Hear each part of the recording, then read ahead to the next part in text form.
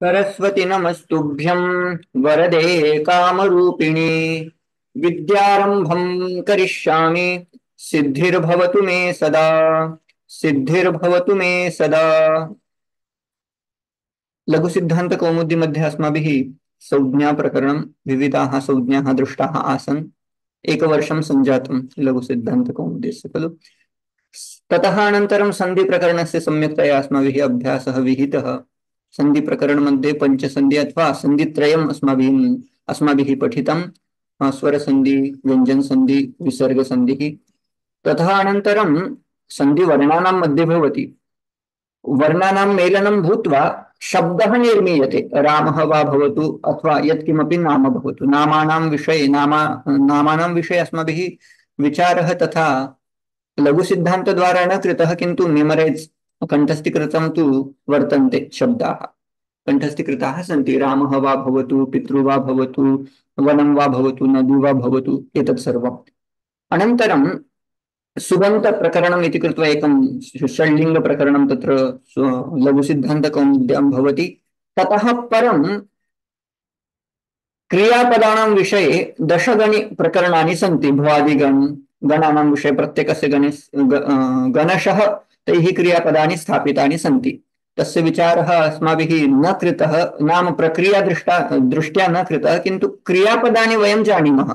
गच्छति, गच्छतः, गच्छन्ति, अगच्छत, गच्छताम् इति लङ्लकारः, गच्छेत्, गच्छताम् इति विधिलिङ्, अथवा गमिष्यति इत्यादिकं दृट्टकार इत्यादिकं वयं जानीमः। तद् अस्माकम् अभ्यासाय अदम् इति मत्वा अस्माभिः साक्षात् कारकप्रकरणे वयं मण्डूकप्लुतेन न्यायेन साक्षात् इतः ततः वयं गतवन्तः।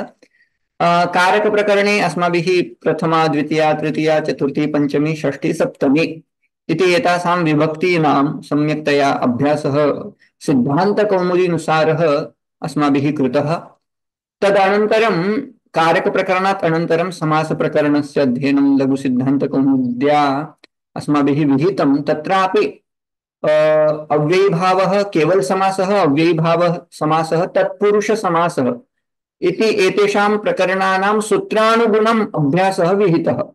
तदनन्तरं सूत्रैः कर्मधारयः वा बहुव्रीहिः वा द्वन्द्वश्च एतत् सर्वम् अस्माभिः न कृतम्। तत् इतोपि समयः प्रत्ययविचारं वयं कुर्मः, तद् अनन्तरं पुनः समयः अवशिष्यते। पुनः तेषाम् आवर्तनं कृत्वा वयं किं कुर्मः, सूत्रानुसारं द्वन्द्वसमासस्य तथा बहुव्रीहिसमासस्य यः अभ्यासः अवशिष्टः तं वयं कुर्मः। अद्य किं कुर्मः, प्रत्ययविचारे एव पृष्टः आसीत् खलु भवद्भिः, अथवा समासः एव, समासः एव इति स्मरामि अहम्। प्रत्ययविचार केन उचित अन्येन पृष्टमासीत् इति मन्ये। अस्तु, समासं प्रति, द्वन्द्वसमासं प्रति आगच्छामः। द्वन्द्वसमासमध्ये सरलम् अस्ति, तत् साधयामः अद्य। द्वन्द्वसमासं समापयामः। सूत्रानुसारं वयं पश्यामः।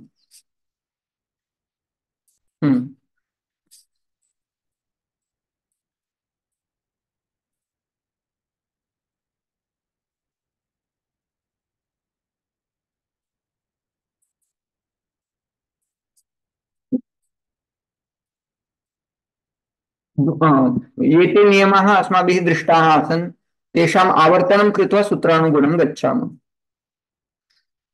उभयपदार्थप्रधानः द्वन्द्वः, यत्र उभयस्य अर्थस्य प्रधानता भवति सः द्वन्द्वः इति उच्यते।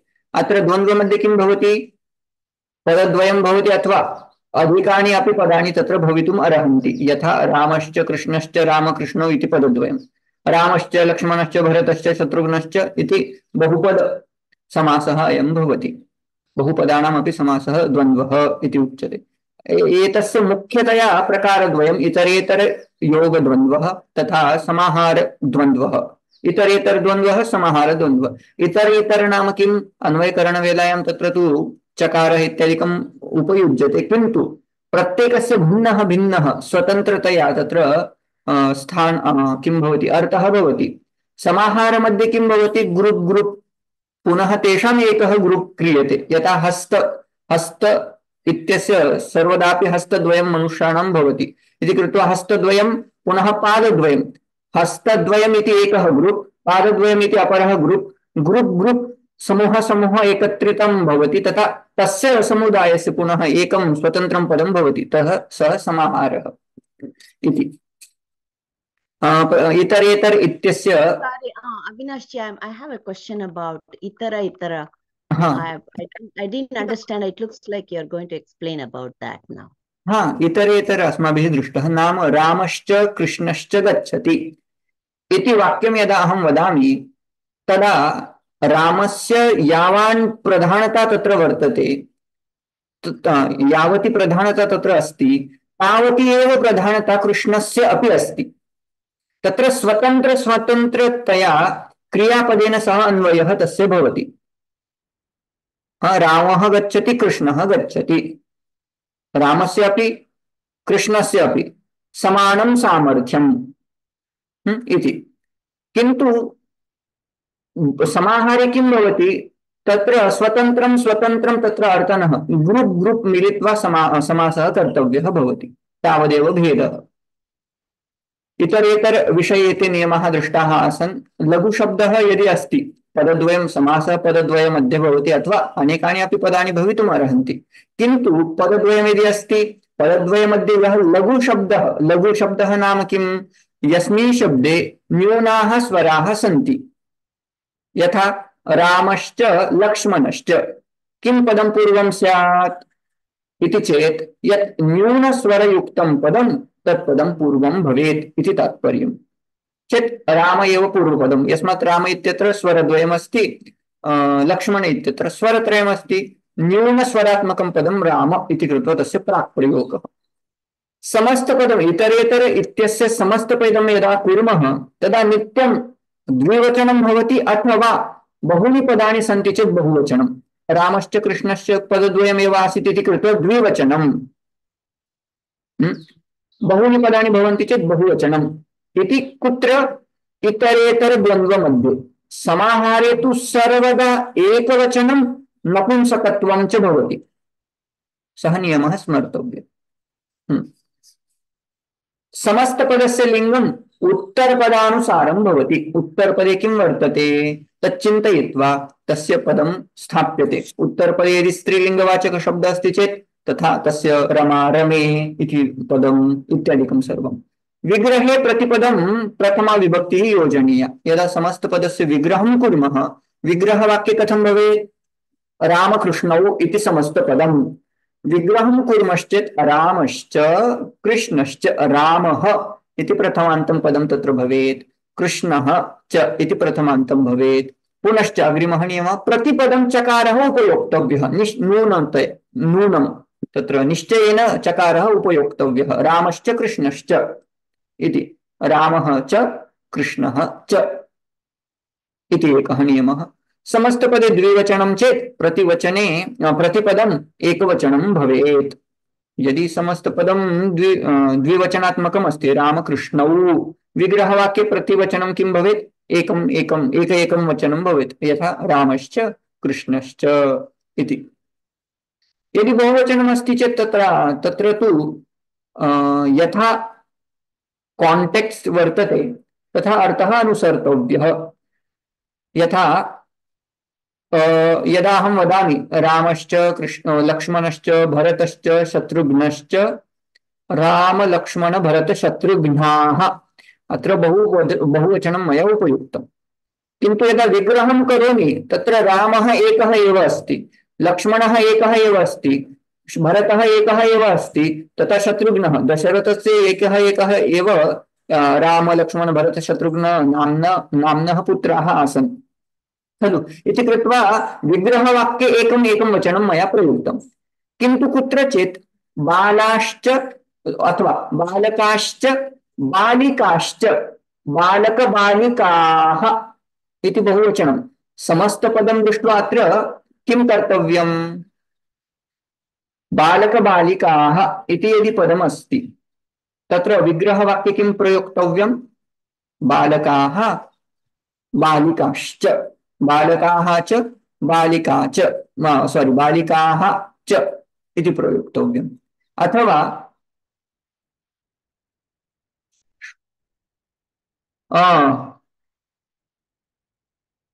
पत्रं पुष्पं फलं पत्र पुष्प फल तोयानि इति समस्तपदं मया कृतं।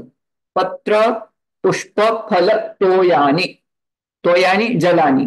हाँ, अस्य विग्रहवाक्यं द्विधा शक्यते।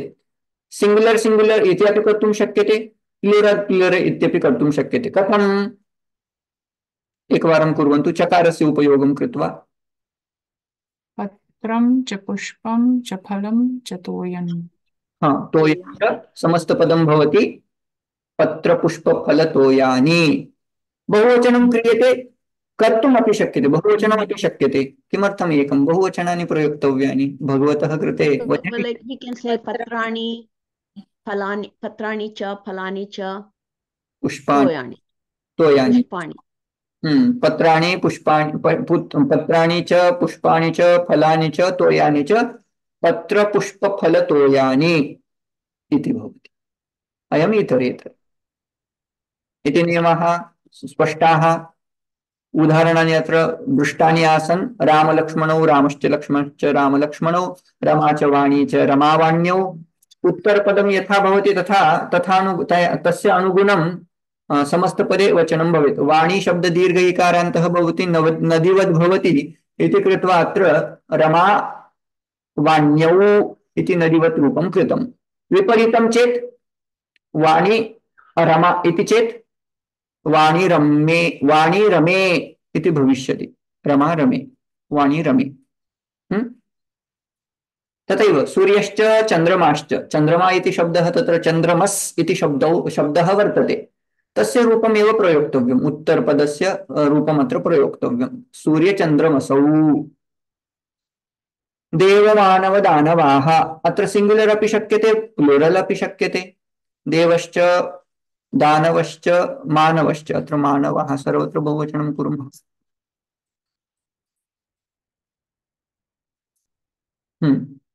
देवाश्च दानवाश्च मानवाश्च देवदानव मानवाः अथवा देवमानव दानवाः, क्रमः कोऽपि शक्यते, अत्र किमपि नास्ति।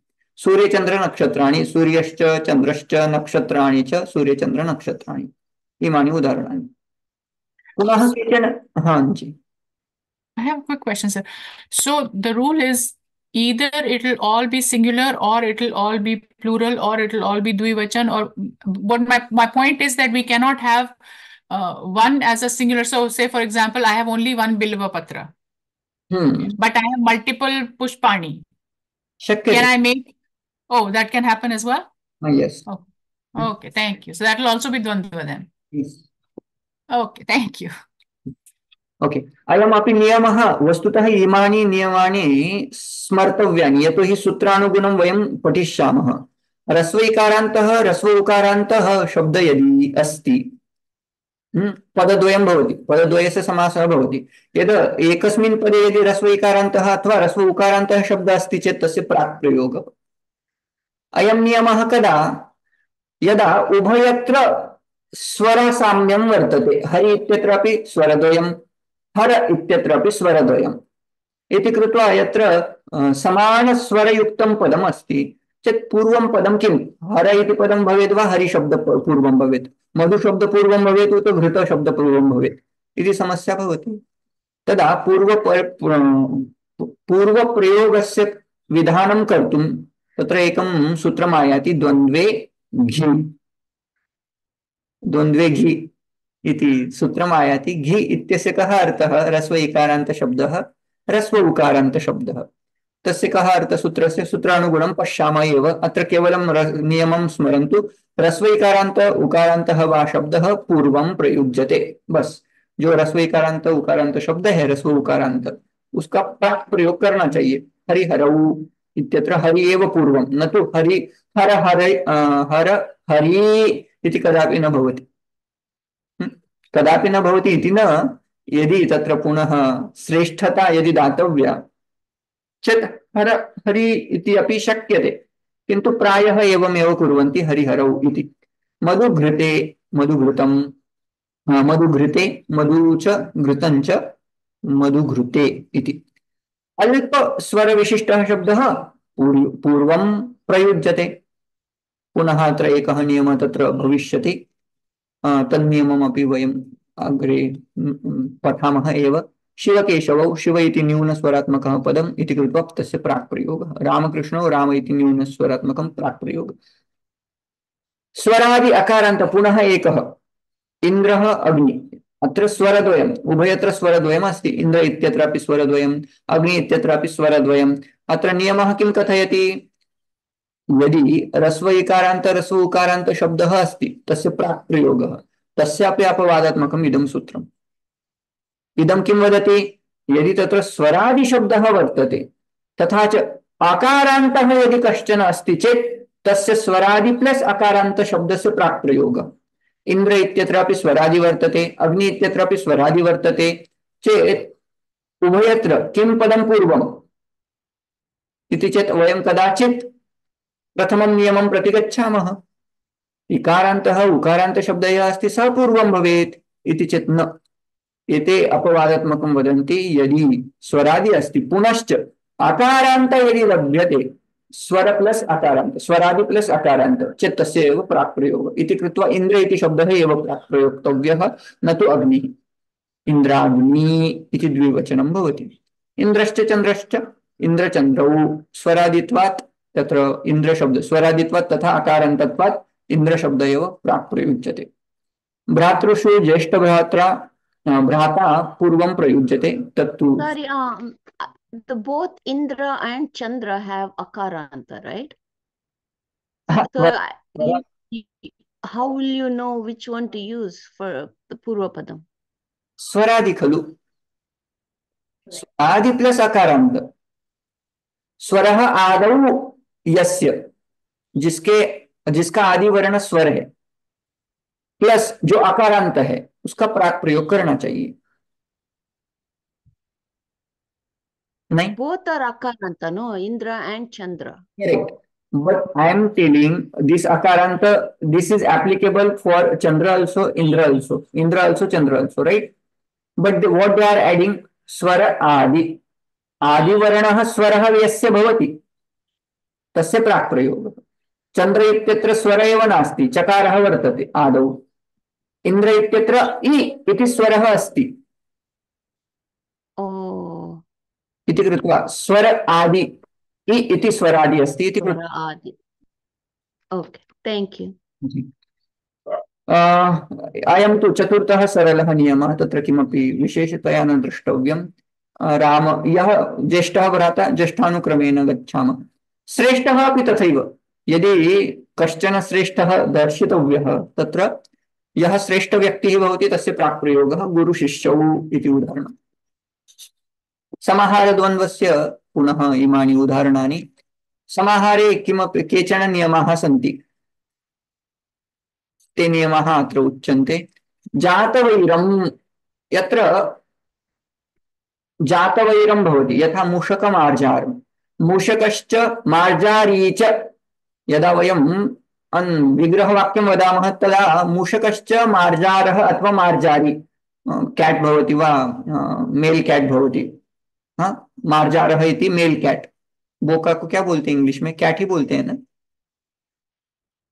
मेल कैट बोलते हैं। मेल कैट के लिए कुछ अलग शब्द है नहीं ना? Okay, poor language. Anyway, just for joking, I am not criticizing a language. मूषकः मार्जारः, ओके। चेत् जातवैरम् अस्ति इति कृत्वा यद्यपि तत्र समूहः नास्ति तेषां, किन्तु वैरत्वं भवति इति कृत्वा तत्र समाहारः क्रियते। समाहारे नित्यम् एकवचनं नपुंसकत्वं च भवति, मूषकमार्जारम् इति एकः नियमः। शरीरस्य अवयवानां यदा समासं कुर्मः तदापि समाहारद्वन्द्वः एव भवति। यथा हस्तपादम्, हस्तपादम् इत्यस्य विग्रहः कथं कर्तव्यः? हस्तौ च पादौ च इति एतेषां समाहारः। एतेषां समाहारः हस्तपादम्। नित्यं साहचर्यं यदि कुत्रचित् वर्तते, यथा तिलाश्च गुडश्च अत्र पश्यन्तु एकं बहुवचने वर्तते एकं सिंगुलर मध्ये उच्यते एकवचने भवति गुडः इति एकवचनम् अस्ति तिलाः इति बहुवचनं तिलाश्च गुडश्च एतेषां समाहारं मिलित्वा किं भवति तिलगुडं नित्यं साहचर्यं तथैव शर्करा दुग्धशर्करा दुग्धशर्कराम् इति न वदामः दुग्धशर्करम् इति नपुंसकत्वं तत्र आनेतव्यम् आकारस्य ह्रस्व ह्रस्व नपुंसके प्रातिपदिकस्य इत्यनेन ह्रस्वं कृत्वा यथा निर्मक्षिका इत्यस्य निर्मक्षिकं साधितमासीत् अव्ययीभावे तद्वत् शर्करा इत्यस्य शर्करं दुग्धशर्करम् इति वदामः सूक्ष्मजीवानामपि चतुर्थः नियमः Sorry, Tilagudam, what is the meaning of that Tilagudam? तिलाः नाम सेसमी सीड्स गुड़ जैगरी केषां Oh, got it. The sweet. Okay. अत्र दृश्यते खलु कुत्र गतः आरो Yeah. I mistook that for a bread.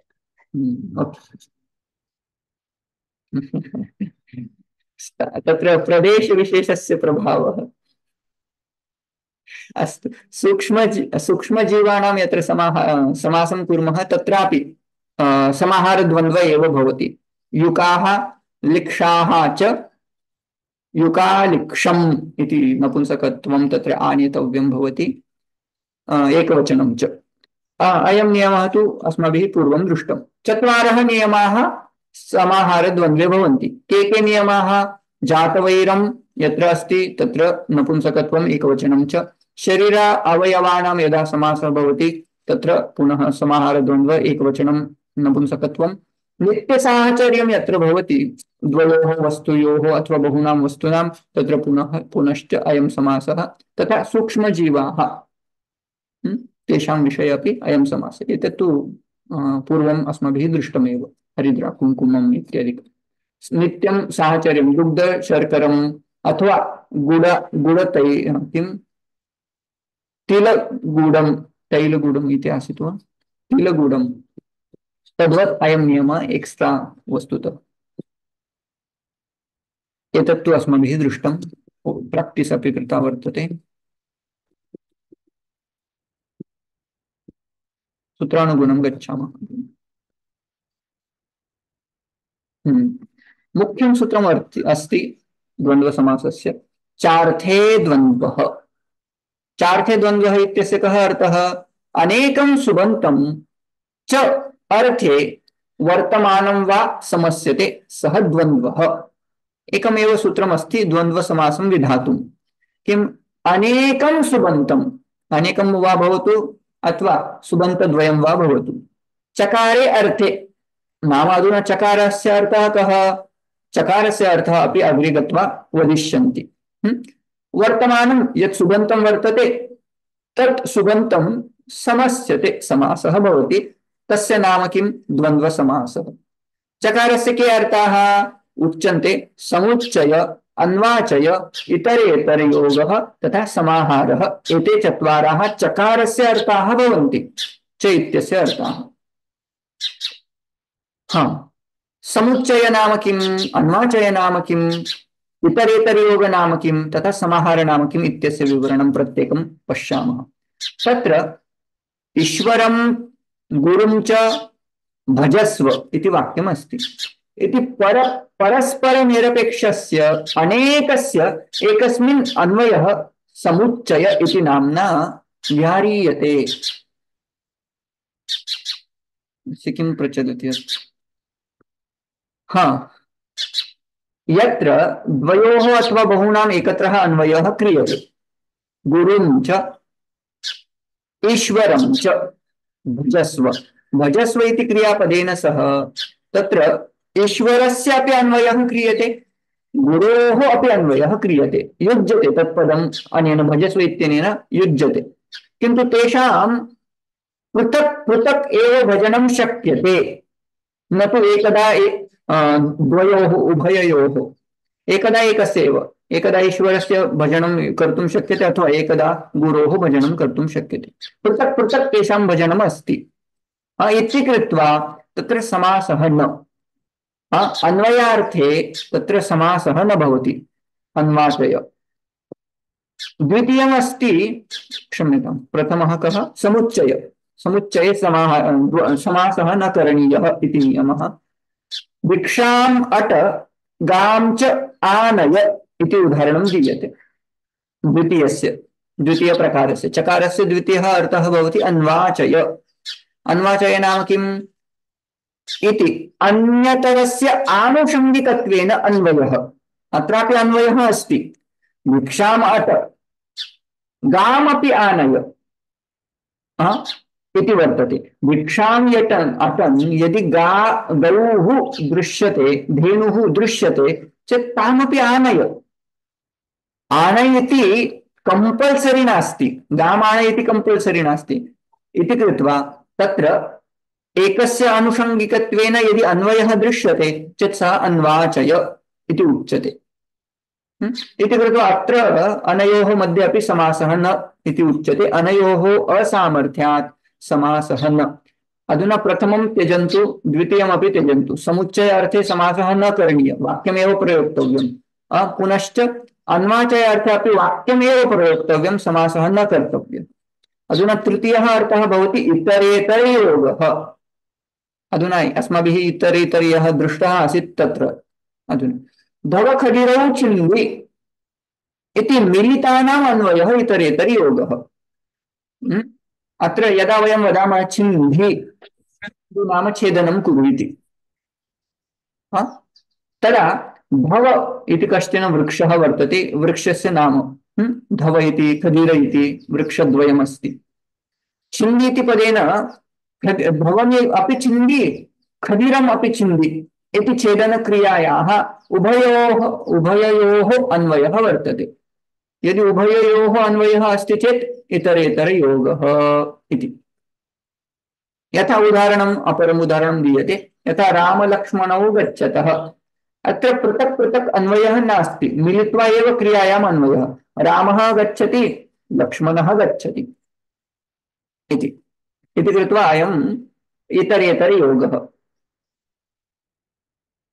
उभययोः मध्ये समुच्चय, यः प्रथमः प्रकारः दृष्टः समुच्चय, तथा इतरेतर, अनयोः मध्ये भेदः कः इति चेत् यदा इतरेतरयोगः क्रियते तदा उभययोः मिलित्वा क्रियायाम् अन्वयः भवति, न तु यथा गुरुम् ईश्वरम् इति।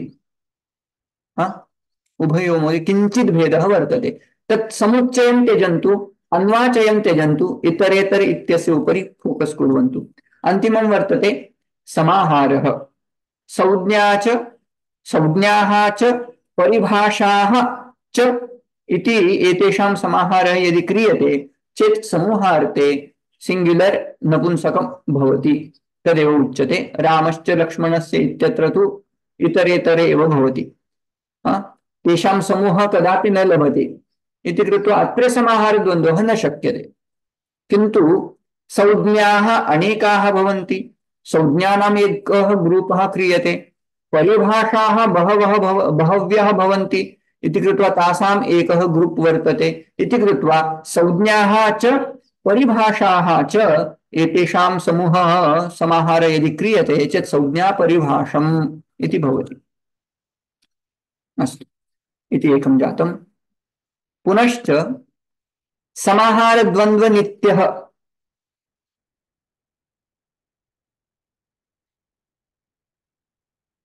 कुत्र भवति इति चेत् लघुसिद्धान्तकौमुद्याम् इदं सूत्रम् आयाति। एतत् सूत्रं वयम् अन्ते पश्यामः।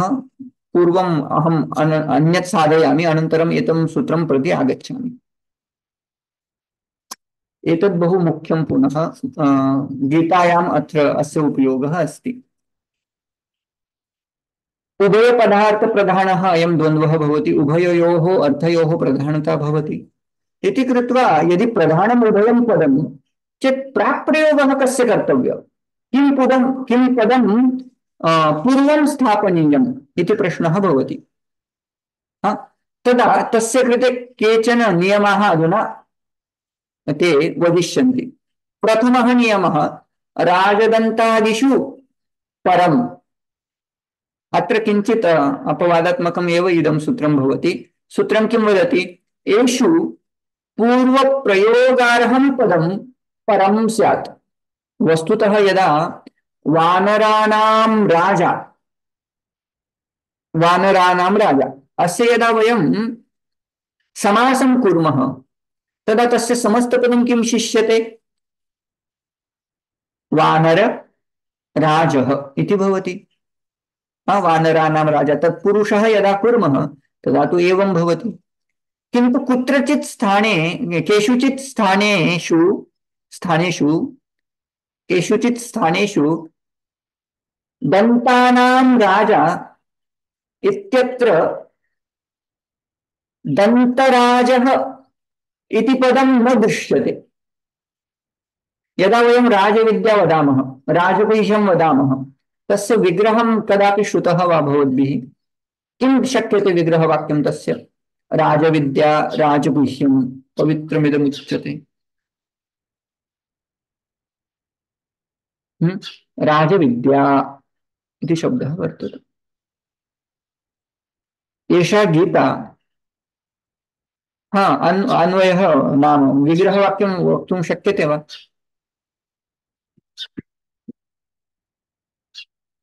राजविद्या शब्देन किं ग्राह्यते भवद्भिः?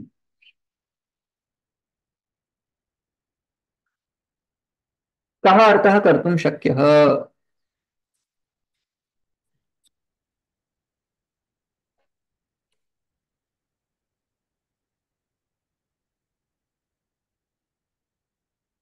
वानराणां राजा Normally, Raja Vidya is the supreme knowledge, right? Raja Vidya. The supreme knowledge. That is true, that is correct. The meaning is correct. But how you got that meaning, I am asking. Why not Rajnyam Vidya? Nrupanam Vidya, why not Nrupanam Vidya? Yatha Vanar Rajah, Vanaranam Raja, Vanar Rajah iti kurma. तो वैसा वहां भी राज्ञाम विद्या, जो राजा लोगों की विद्या है, ऐसा अर्थ क्यों नहीं कर पा रहे हम?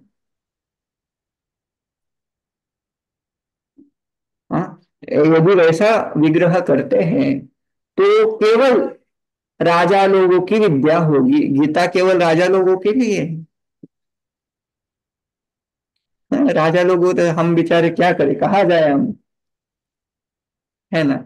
सो यहाँ वही अभी राजदंतादि इति कश्चन गण विशेष, तस्मिन् गणे केचन शब्दाः पठिताः भवन्ति।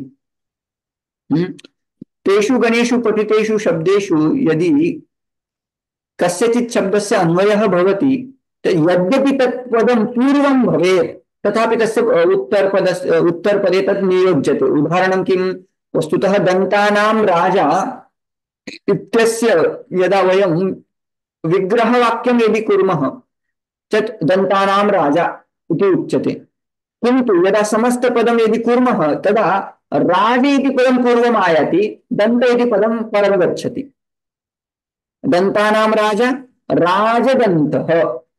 तथा यदा वयं राजविद्या इति वदामः तदा यद्यपि तत्र राजा राज्ञां विद्या इति दृश्यते समस्तपदे राजविद्या इति दृश्यते, राजशब्द पूर्वं दृश्यते, किन्तु विग्रहकरणवेलायां विद्याशब्दः प्राक् प्रयोक्तव्यः। विद्यानां राजा इति राजविद्या। अत्र पश्यन्तु, एवं विग्रहवाक्यं न करणीयं। राज्ञां विद्या इति न कृत्वा विद्यानां राजा इति कुर्मः। किमर्थम् एतत् सर्वं? राजदन्तादिषु नाम राजदन्तादि इति कश्चन गणविशेषः वर्तते। तेषु राजगणेषु पठिताः ये शब्दाः सन्ति। अद्य बहु दोषाः भवन्ति, किं न जानीमः, अभ्यासः पुनः पुनः कर्तव्यः। अस्तु, राजदन्तादिषु नाम राजदन्तादि गणे ये शब्दाः पठ्यन्ते तेषु पूर्वप्रयोग अर्हः यः शब्दः भवति तस्यापि परं प्रयोगः कर्तव्यः, तत्पदमपि परं स्थापनीयम् इति एतैः नियमः कृतः। उदाहरणं किं? दन्तानां राजानः राजदन्ताः। वस्तुतः किं रूपं भवेत्? दन्तराजाः इति भवेत्। यथा तत्पुरुषं पश्यामः तथा दन्तराजाः इति भवेत्, किन्तु अत्र राजदन्ताः इत्येव भवति। कस्मात्? राजदन्तादिगणे पठितत्वात्। पुनः So what does Rajadanta mean? Dantanam Raja. I don't understand the meaning of Danta. दन्तानां राजा, अत्र एकनिमेषः, भगिनीं शरणं गच्छामि अधुना। तस्य अर्थः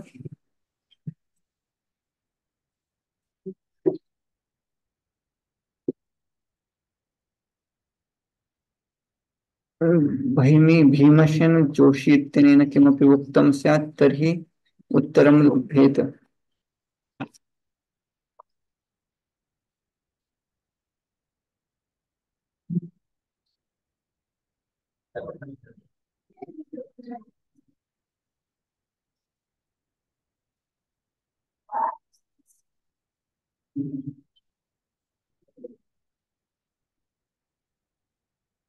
दांतों का राजा अर्थात ऊपर वाली पंक्ति। ओके, ऊपर वाली पंक्ति जो होती है उसको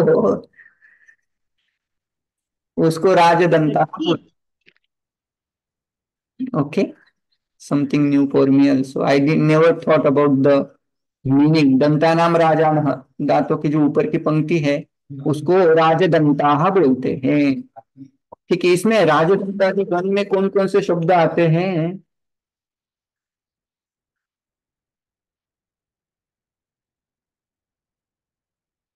नहीं दिया क्या इन्होंने भी?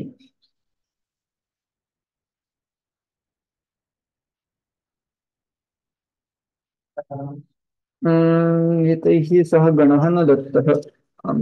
अन्तर्पश्यामः। अस्तु, अस्मिन्नेव गणे पुनः धर्म अर्थ एते शब्दाः आयान्ति, किन्तु अयं नियमः धर्मादिषु अनियमः। वार्तिकारः वदन्ति धर्मादिशब्देषु अयं नियमः न प्रयोक्तव्यः। तत्र तु अर्थ धर्मौ इति अपि शक्यते, धर्म अर्थौ इति अपि शक्यते। गणसूत्रात् ज्ञायते तत्। अस्तु, एतद् एकं जातम्।